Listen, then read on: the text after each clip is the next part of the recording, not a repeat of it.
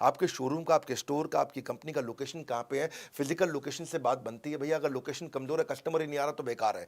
आपका जो primary customer है ना, जो 60 से 80% कस्टमर वैसा होता है जो माल खरीदता है। सेकेंडरी मतलब 15% कस्टमर ही कभी कभी लेता है। टर्शरी मतलब वो कस्टमर जो माल खरीदता ही नहीं है। इसका कैलकुलेशन करना सीख लो, ये कैसे मिलते हैं, इसके कुछ तरीके होते हैं, ये मिलते कैसे हैं, क्या फैक्टर होते हैं। आप जहां दुकान खोल रहे हो वहां कस्टमर आपके काम के रहते कितने हैं, वो पढ़े लिखे कितने हैं, यहाँ पे चलने वाले पैदल ग्राहक कितने घूमते हैं, इनकी उम्र क्या है, जो प्रोडक्ट आप बेच रहे हो वो उस उम्र के लोगों को देना है कि नहीं देना है, किस प्रोफेशन के लोग रहते हैं आसपास। कुछ इलाके होते हैं जहाँ व्यापारी ज़्यादा रहते हैं, कुछ इलाके होते हैं जहाँ अपार्टमेंट होती हैं, सोसाइटीज होती हैं, हाई राइज टावर, वहाँ नौकरी करने वाला ज़्यादा होते हैं। इनकम ग्रुप कैसा है, लाइफस्टाइल कैसा है, धर्म क्या है उनका, प्राइवेट व्हीकल उनके पास है कि नहीं है, उनकी उनकी स्पेंड करने की क्षमता कितनी है, आसपास जहाँ आपने शोरूम खोला है वहाँ कोई मेट्रो जाती है क्या, वहाँ कोई बस जाती है, ऑटो आता है, पब्लिक ट्रांसपोर्ट है वहाँ पे। ये चीज़ों को देखो तब आपको समझ में आएगा यार यहाँ लोकेशन ठीक है, यहाँ माल अपने को शोरूम खोल देना चाहिए। चौथी स्ट्रैटेजी बड़ी कमाल का गणित दूंगा इसमें मैं, ये रियल कंटेंट है भाई साहब। हाँ, brand gives you better inventory turnover. क्या मतलब हुआ बेटर इन्वेंट्री टर्नओवर? मतलब बेटर आरओआई। इसका मतलब समझो, केस स्टडी से समझाता हूं। मोबाइल के दो ब्रांड लेते हैं, जियोनी और शाओमी। जो दुकानदार है ना, उसको शाओमी केवल 4% मार्जिन देता है, जियोनी 12% मार्जिन देता है। लेकिन फिर भी कौन मतलब कमाई किस में जा रहा है, जियोनी में कि शाओमी में? जियोनी में। जियोनी 12% दे रहा है। हाँ, यानी कि आपने 1 लाख रुपए का मोबाइल बेचा जियोनी का तो आपको 12,000 रुपये कमा लोगे। शाओमी का 1 लाख रुपए का मोबाइल बेचा तो केवल 4,000 रुपये कमाओगे। तो आदमी कहे भाई जियोनी ज़्यादा रख लो, लेकिन वो शाओमी रखता है ज़्यादा। पूछो क्यों? क्योंकि समझो यहाँ पे दो आपके बड़े अच्छे से खाने बने हुए हैं जहां आपने मोबाइल रखे हुए हैं, है कि नहीं, रैक अंग्रेजी में बोलते हैं। यहां 1 लाख रुपए का जियोनी पड़ा है, यहां 1 लाख रुपए का शाओमी पड़ा है। जियोनी 1 लाख रुपए का पूरे महीने में एक ही बार बिकेगा, यानी कि एक महीने में 1 लाख रुपए का आपने जियोनी बेच लिया तो आपको उस पर कितना बच गया, 12% के हिसाब से 12,000 रुपये बच गया। लेकिन शाओमी इतनी तेज बिकता है, इतना ज़्यादा बिकता है, इतना ज़्यादा बिकता है कि ये 1 लाख रुपए का माल बिक गया, फिर आपने खरीदा, फिर बिक गया, फिर आपने खरीदा, फिर बिक गया, फिर आपने खरीदा। आपने फंसाया तो 1 ही लाख है, लेकिन ये 10 बार बिक गया। इधर 1 लाख का माल एक बार बिका, शाओमी का 1 लाख का माल 10 बार बिक गया। शाओमी दे तो रहा था 4%, लेकिन उस 1 लाख पे आपने 4% 10 बार कमा लिया। यानी कि आपने यहां 40,000 रुपए कमाया, और यहां आपने 1 लाख पे केवल 12%। 12% देखने में अच्छा था, पर ये एक ही बार बिका तो आपने 12,000 कमाया। तो इस 1 लाख पे आपने महीने में 12,000 रुपए कमाया, इस 1 लाख पे महीने में आपने 40,000 रुपए कमाया। क्योंकि माल 1 ही लाख का रखा था, बिक रहा है, आ रहा है, बिक रहा है, जा रहा है। आप तो 1 ही लाख का माल फंसाते हो ना, अपना पैसा तो 1 ही लाख फंसाया दोनों जगह पे आपने, पर ये कम बार बिका जियोनी। तो यानी कि एक बार बिकने पे आपको 12,000 कमा के दिया, 10 बार 1 लाख का माल बिकने के कारण आपको 40,000 रुपए कमा के दिया। इसको बोलते हैं आरओआई। इसका मतलब क्या भैया? मतलब ये है कि अगर आप अच्छा ब्रांड रखोगे तो वो आपका ब्रांड बना देगा, और लोकल आइटम रखोगे तो आपको भी जिंदगी भर लोकल बनाए रखेगा। माल वो रखो जो अपने आप बिकता हो, मार्जिन थोड़ा मात्रा कम भी हो तो भी चल जाता है, आप आरओआई बहुत अच्छी कमा लेते हो, बहुत बढ़िया कर लेते हो इसमें ना आप। मैं साधारण भाषा में समझाना पसंद करता हूँ। ये जोनी शाओमी के आइडिया से आपको समझ में आ गया होगा। कपड़ों में मामले में भी ना, कोई लोकल लल्लू लाल कपड़ा मत रखो, ठीक ब्रांड का कपड़ा रखोगे। हाँ, लल्लू लाल हो सकता है आपको 50% मार्जिन दे दे, ब्रांड आपको 30% मार्जिन दे, पर आप ब्रांड में ज़्यादा कमा जाओगे, जल्दी जल्दी बिकता है। हाँ, स्टॉक बहुत तेज घूमता है। और ये अगर फंसा रह गया ना आपका, जियोनी फंसा रह गया, तो जियोनी 3G था, टेक्नोलॉजी 4G आ गई, मोबाइल बेकार हो गया। भाई उसका रैम कम था और नया रैम आ गया, ज्यादा रैम वाले मोबाइल आ गए, टेक्नोलॉजी बेकार हो गई, मोबाइल बेकार हो गया।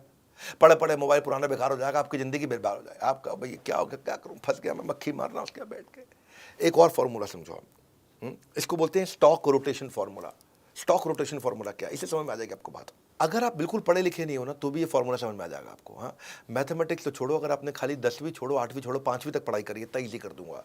हाँ, सेल्स अपॉन स्टॉक का मतलब क्या है? आपने सेल्स करी 2 करोड़ की और माल आपने 1 करोड़ का खरीदा, यानी कि साल के एंड में आपके पास 1 करोड़ का माल बचा, लेकिन साल के एंड तक आपने सेल्स 2 करोड़ की कर दी। कैसे करी होगी? ऐसी करी ना कि भाई माल गया आया, गया आया, तो आपने माल आपने 2 बार मंगा लिया। तो आपका जो फंसा था 1 ही करोड़ फंसा था, लेकिन माल आपने 2 बार बेच दिया। आप, कई लोग इतने समझदार होते हैं, इतने समझदार होते हैं कि 1 करोड़ लगा करके 5 करोड़ की सेल कर देते हैं, और कई एक्सट्रीमली बेस्ट होते हैं, वो 1 करोड़ लगा करके 1 करोड़ का माल साल में 10 बार बेच देते हैं। यानी कि कपड़ों के शोरूम में उसको बोलेंगे 10 करोड़ अपॉन 1 करोड़, यानी कि उसका स्टॉक रोटेशन 10 बार हो गया है। आप समझो, जो इसको ऐसे समझो भाई, कुछ दुकानदार पुराना माल पड़ा है, वो थान में लिपटा हुआ है, उस पर दाग पड़ जाते हैं, जीन्स रखते हैं।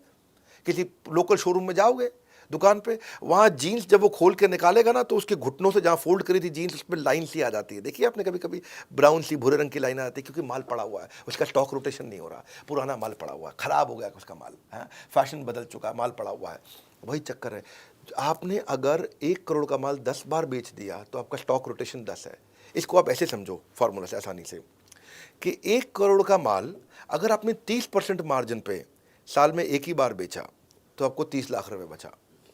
लेकिन आपने दूसरी तरफ 1 करोड़ का माल साल में 5 बार बेच दिया, जल्दी जल्दी बेच दिया, 30% की जगह खाली 20% मार्जिन कमाया, तो 20% मार्जिन आपका 1 करोड़ का होता है 20 लाख, लेकिन 5 बार बेच दिया, यानी कि 20 लाख मल्टीप्लाइड बाय 5, 1 करोड़ रुपया।